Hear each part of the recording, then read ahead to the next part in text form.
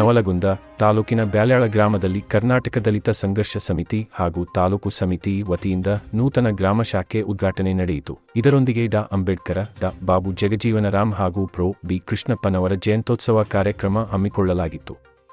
ಈ ವೇಳೆ ಮರೀಶ ನಾಗಣ್ಣವರ, ನಿಂಗಪ್ಪ ಕೆಳಗೇರಿ, ಮಂಜುನಾಥ್ ಮಾದರ, ರಾಜೇಶ್ ನೀರಲಕೇರಿ, ರಾಮಣ್ಣ ಪೂಜಾರ, ಸೋಮಣ್ಣ ಗುಗ್ಗರಿ, ಶಿವು ಪೂಜಾರ, ಕುಮಾರ್ ಸೈದಾಪುರ, ಮಂಜುಳಾ ಹೊಸಮನಿ, ಮಹಾರಾಜಗೌಡ್ರ ಪಾಟೀಲ್ ಸೇರಿದಂತೆ ಅನೇಕರು ಇದ್ದರು.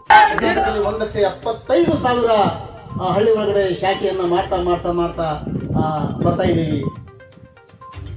ದಲಿತ ಸಂಘರ್ಷ ಸಮಿತಿ ಒಂದು ಯಾಕ ಈ ಮಟ್ಟದಾಗ ಬೆಳೀತಾ ಇದೆ, ದಲಿತ ಸಂಘರ್ಷ ಸಮಿತಿಯ ವಿಚಾರಗಳೇನು, ಅದರ ಸಿದ್ಧಾಂತ ಏನು, ಅದರ ತತ್ವೇನು ಅಂತಕ್ಕಂಥದ್ದನ್ನ ತಾವೆಲ್ಲ ತಿಳ್ಕೊಳ್ಬೇಕಾಗಿದೆ.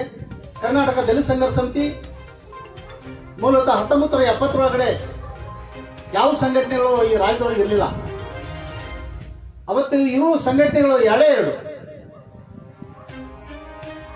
ಒಂದು ಕಾರ್ಮಿಕ ಸಂಘಟನೆ, ಇನ್ನೊಂದು ದಲಿತ ಸಾಹಿತ್ಯ ಸಂಘಟನೆ.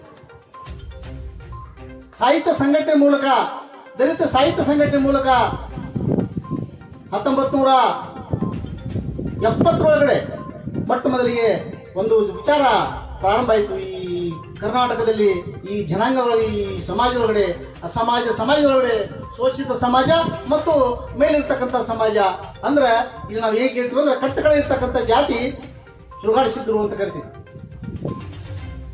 ಬಹಳ ಮಂದಿಗೆ ಜಾತಿಗಳು 101 ಜಾತಿ ಎಸ್ಸಿ ಒಳಗದವು, 52 ಜಾತಿಗಳು ಎಸ್ಟಿ ಒಳಗದವು. ಒಬ್ಬ ಬ್ರಾಹ್ಮಣ ಜಾತಿಯವರು ನಮ್ಮ ದೇಶದಲ್ಲಿದ್ದಾರೆ. ಇಲ್ಲ